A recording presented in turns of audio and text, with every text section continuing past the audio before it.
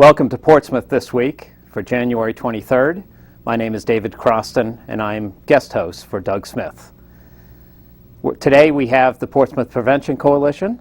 I want to welcome Ray Davis, the coordinator, and Mary Ann Ramo, the chairperson. Welcome. Thank you. For the second year, Portsmouth is going to highlight Project Purple Week, which is raising awareness for drug prevention here in Portsmouth. Project Purple Week is January 26th to February 1st. Could you give us some background on Project Purple and the Heron Project? Sure, I'd be glad to.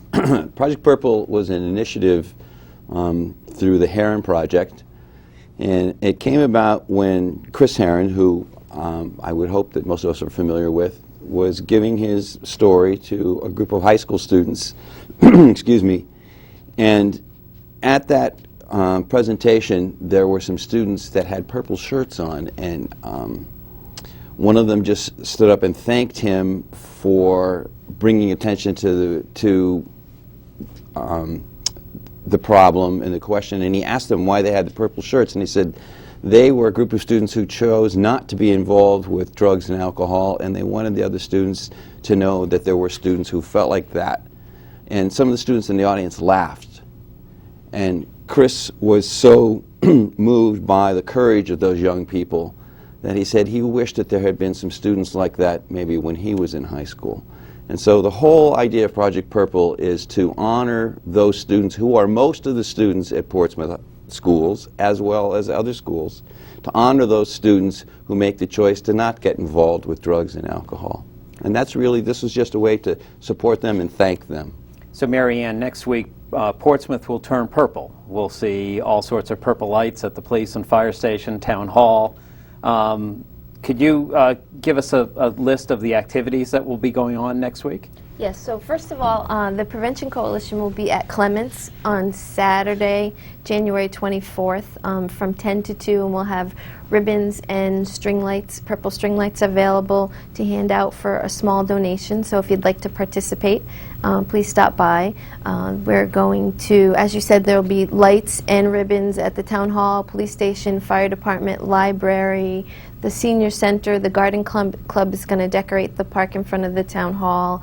There will be a dodgeball tournament at the high school. A group of the kids, the Patriot Committed kids, are hosting that, and there'll be student teams, and there'll be a police department team and a fire department team. The Prevention Coalition will have a team, and some of the administrators and teachers, so that should be a fun night. I think that's at 6 o'clock at the gym at the high school. And that's open to the public? That's open to the public. All are welcome to come. There'll be wristbands available at West Main Pizza if anybody would like to buy a Project Purple wristband. They'll also be selling them at the middle school bookstore. If you have kids there, you can send them in with a few dollars.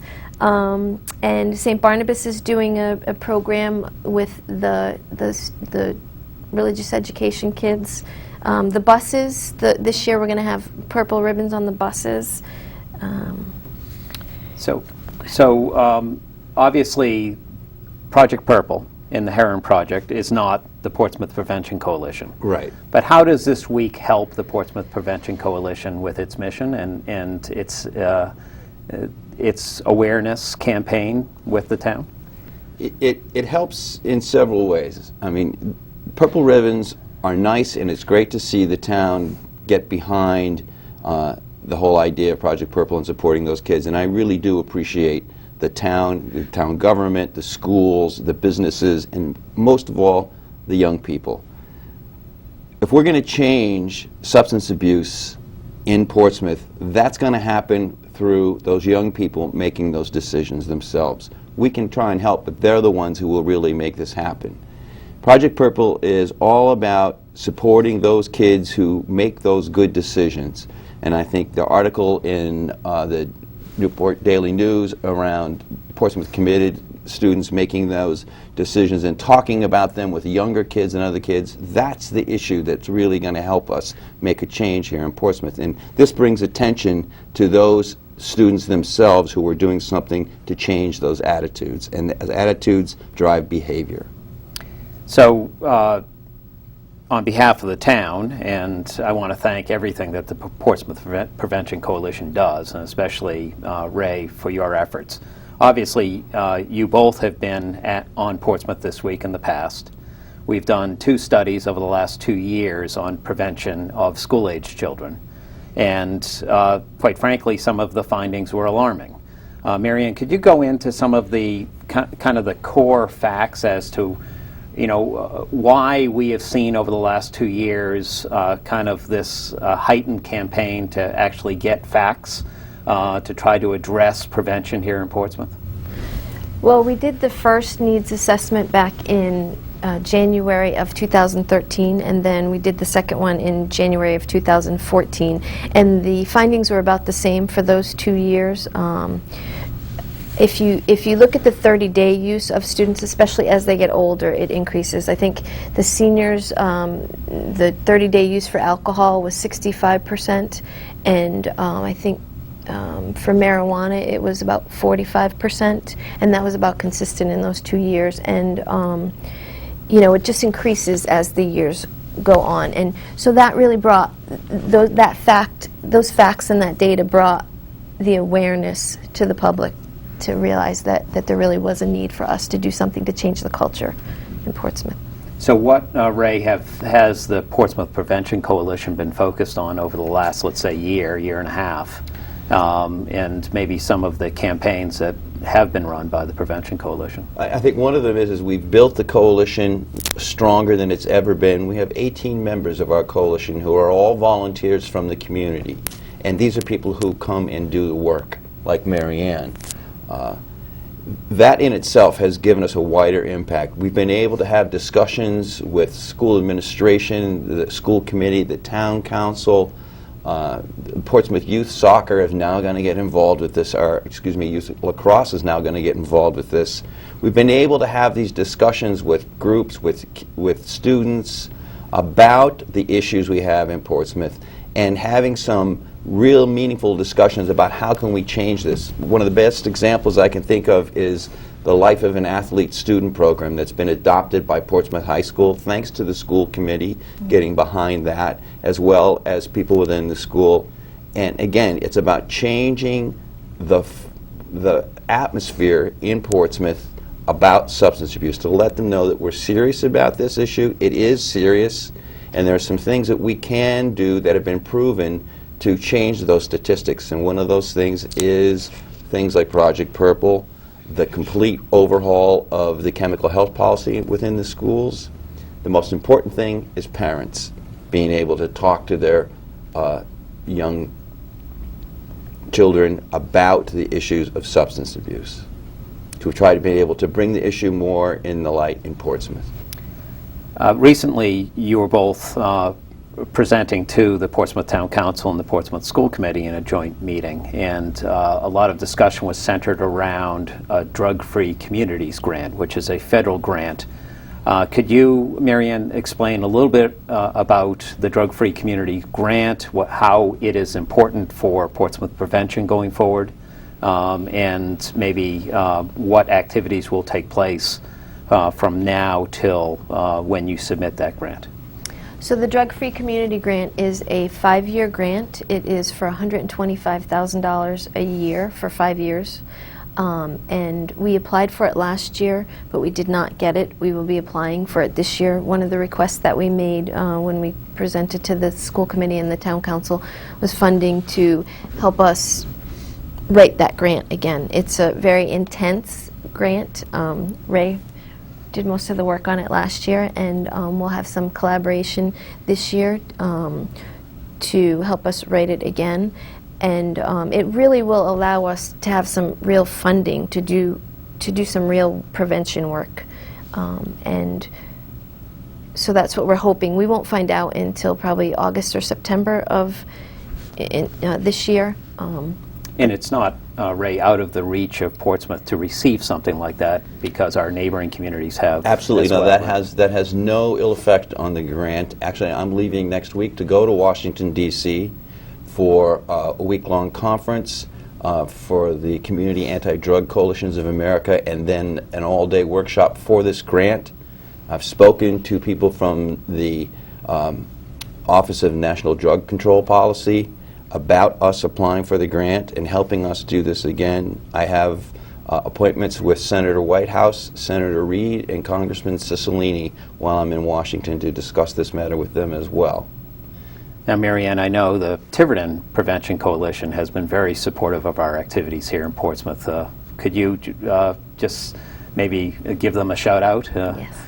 So Rebecca Elwell is the coordinator for the Tiverton Prevention Coalition, and they have the DFC grant. They're, I think, in their 4th year of the DFC grant, and they've been really supportive. Rebecca is on our committee, and she invites us to all the activities that she does, and I know they did a breakfast for the clergy where they got together with all the clergy to get the information out to them. They also did a presentation to the bus drivers in all of our communities, and Tiverton Ray also does some consulting in Tiverton, so they'll be helping us to send him down to Washington, and many of the things that we do would not be possible without Rebecca and the Tiverton Coalition. And that's also strengthened our relationship with Little Compton, because we have students that come to Portsmouth from Little Compton, and we've been able to cultivate a relationship with the Little Compton Prevention Coalition as well. Yes. So in the last few minutes we have remaining, I think I'd like to highlight what is the Portsmouth Prevention Coalition, how is it chartered? This is not an independent organization, No. and I think that a lot of people probably have questions as to, all right, what is this? How is it formed? How can I participate?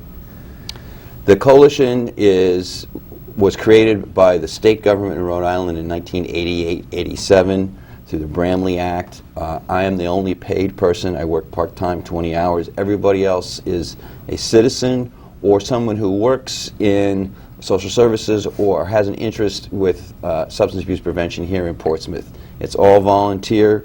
We meet on the 4th Wednesday of every month at the Town Hall.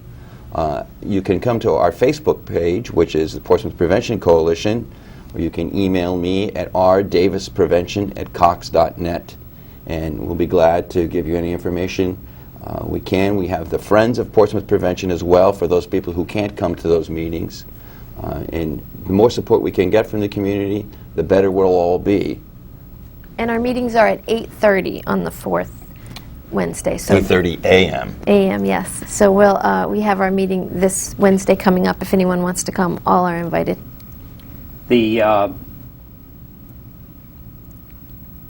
If there was a focus on, next steps for Portsmouth,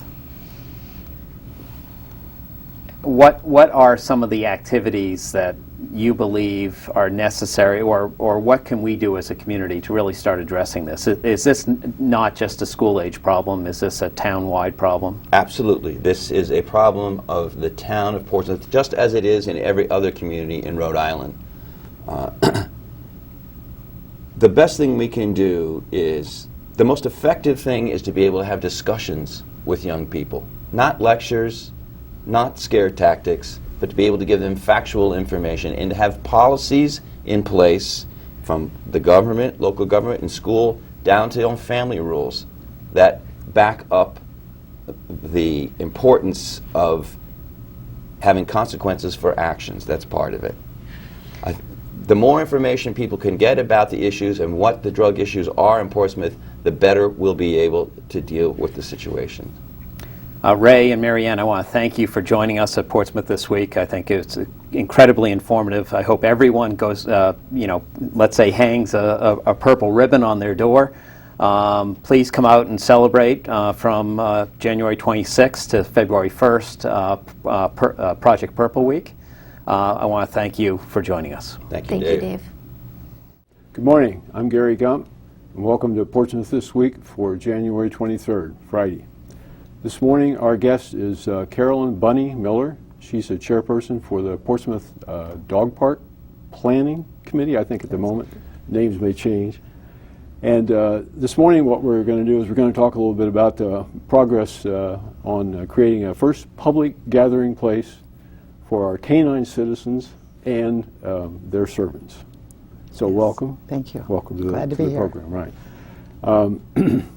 What I like is if we could start out, maybe give us a background on what kind of created or how the need for a dog park got identified and created, and what all you've been doing behind the scenes and in front to make it work. Certainly, Gary. It's a pleasure. Thank you.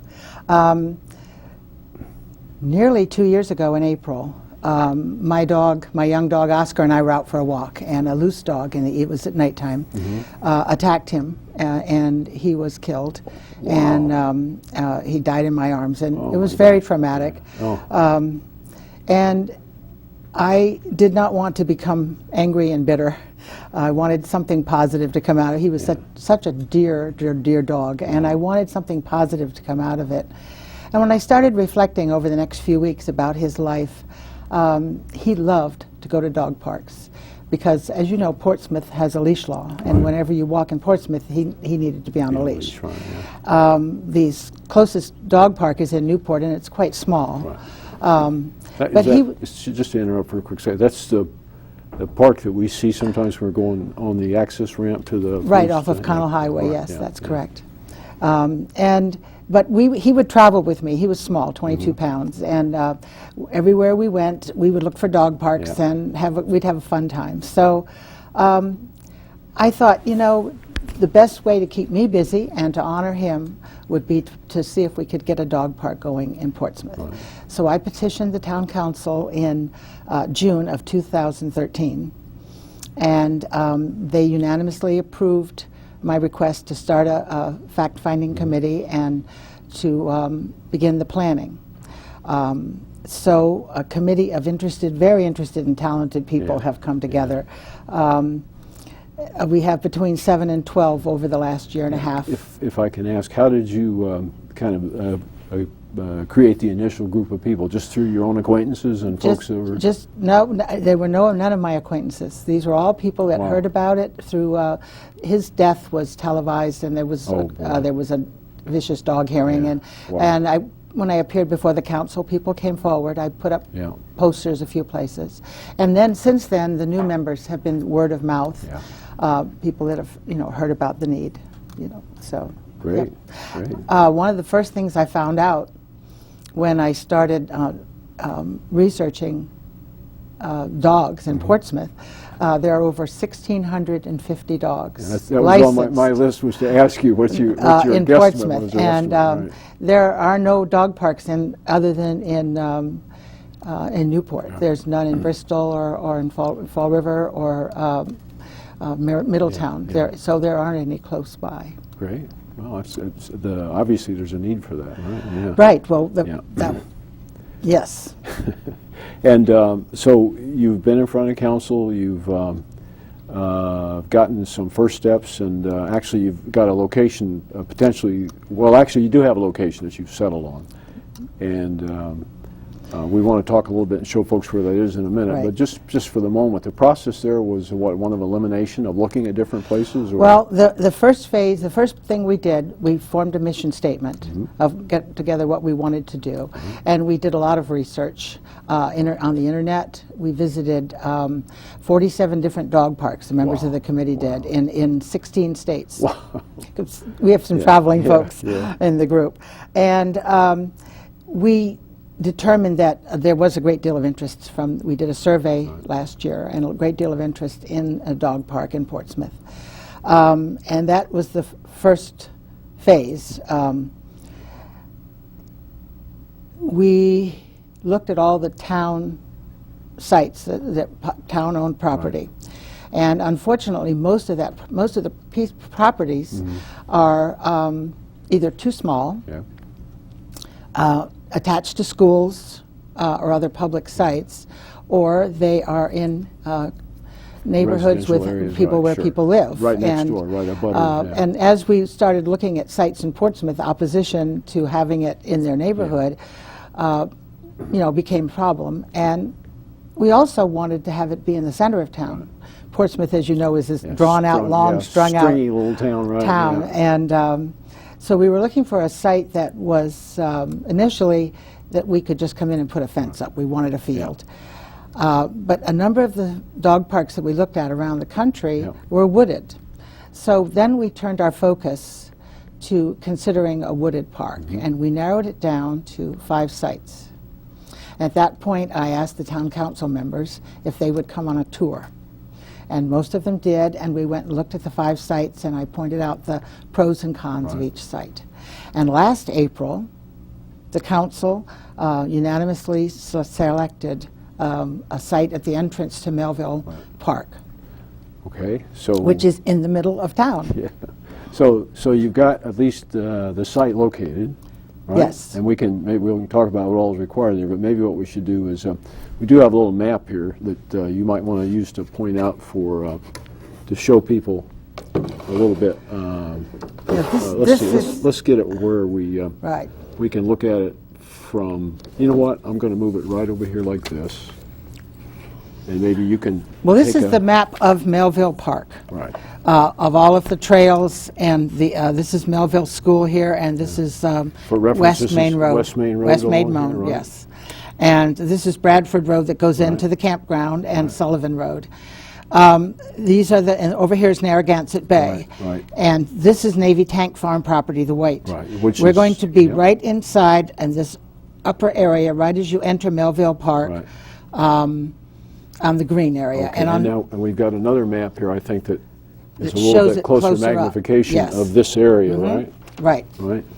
So this is where it would be here, right? Yes, and And- this is called Smith Road. That goes down into Yeah, the park. This is yeah. the existing parking lot to use the trails. Right, yeah. The campground is the yellow.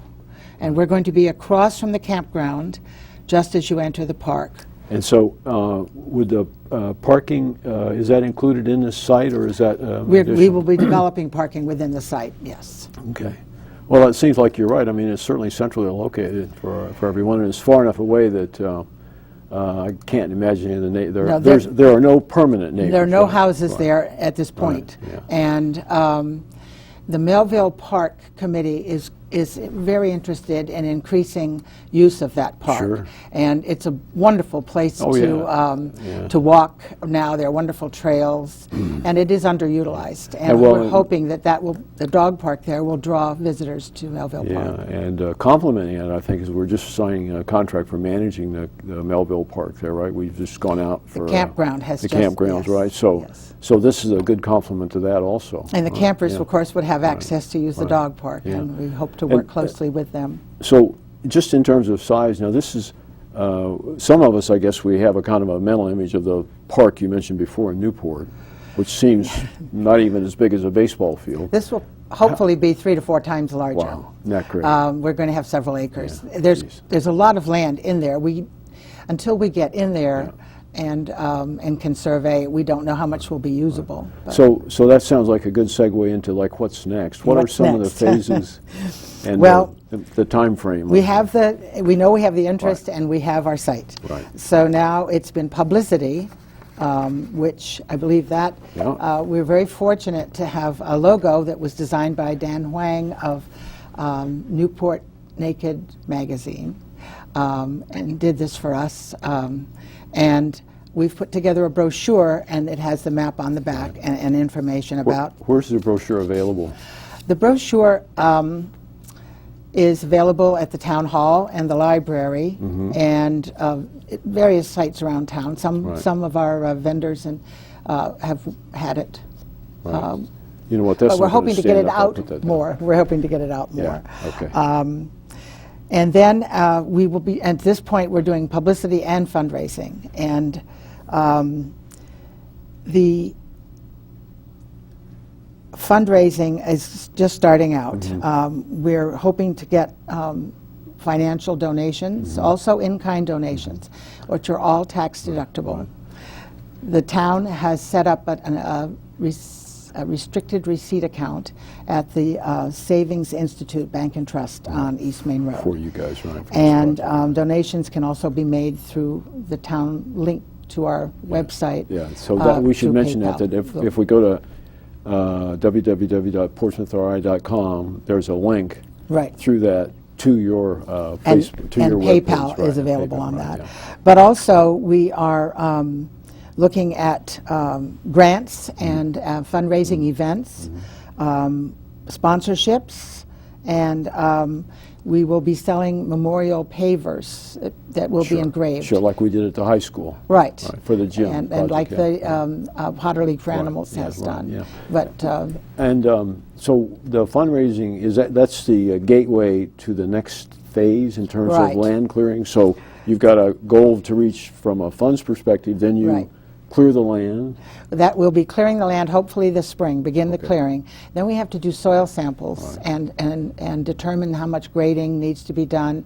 Right now it's heavily overgrown, the Right. site is. So clearing And- is going to be an important part of that. Right, and we determined to have wood chips for our surface. Great. So with some of that, those trees and shrubs that we take down in there can be ground up and used. And so once you've got it cleared and you have the process started in getting in terms of the chips and everything else down, is there an estimate of the length of the process before it's actually open for use? That is all fund dependent. Right. Putting up fencing goes very quickly once Yeah. we have the blueprint and the plan design and the land is prepared. In a perfect world, how long do you think it would take? I would love to be open by next fall, but I think it'll be a year from next fall. Okay, By so the fall of realistically, 2016? yes, Yeah. realistically. But it will be open as soon as we can, get the fencing up and the road. We're going to have our own road and parking inside the site. Well, it's on this one. Yeah. But we will have a drive-in from Smith Road and park inside so that the dogs and cars will be protected from the campground area. And I notice in the brochure here, your expectations, you're going to have a large dog and a small dog. Yes, Is that based on length or pounds? we're going to use as much of the property as we can. Yeah. So there'll be a small dog area, there'll be a large dog area, and we have every hope to have an agility training area, which would be separate. There will be a combination of woods and open area. We found a dog park. I have the picture here. It's right here. In Maryland that incorporates the woods into the dog park. This is in the wintertime, of course, with no trees. But it shows you that you don't have to have an open field. You can open up the area around and leave the trees. Yeah. But the agility area will be have a grass surface, and that will be open with. And Is this particular part of the area in Melville Park, or in the Melville area, is it as heavily as it? Are the trees there of this size, or are they? Yes. Oh, good. Some of That's them are. great. Yeah. Well, yes, isn't that great? and I've been Yeah. in touch with the tree warden, and it's hard to walk around in there now. But Yeah. once we get it opened up a little bit, he'll go in and he will identify the trees that he would like to have Oh, left. that's great. So, that's really great. and then the rest will be mulch. So, for our surface. So, if you were to kind of fast forward a couple of years and you were to show up over there with I think you mentioned earlier that you were in the process at some point of getting another dog. Yes. So if you take your future dog to this park in about 2 years from now, what would you expect? What would in an ideal environment you would be able to drive into a parking area? There would be what all would be available? Well, we'd drive into the road into the parking area, and as I said before, it would be a combination of woods and open areas. There'll be the two areas, one for smaller dogs, and then one for larger dogs, and then a separate agility area. We will have lighting, hopefully, in the winter. So it'll be day and night. Well, just the winter, it's dark. It'll be open dawn to dusk in the summer and spring and fall. But in the winter, it's dark at 4. So from 4 to 8, we hope to have lighting. We hope to have a bubbler that for both people and dogs to use with a Well, it sounds area to dog. exciting. It sounds just great. I'm seeing that and a community bulletin board and it's time to wrap up here. benches and lots of fun things. We'll have you back in a few months or maybe a year or so, and we'll see how much progress we've made. Great. Thanks again That for would be joining us, wonderful. and thanks for participating in Portsmouth this week. See you Thank later. you. Goodbye.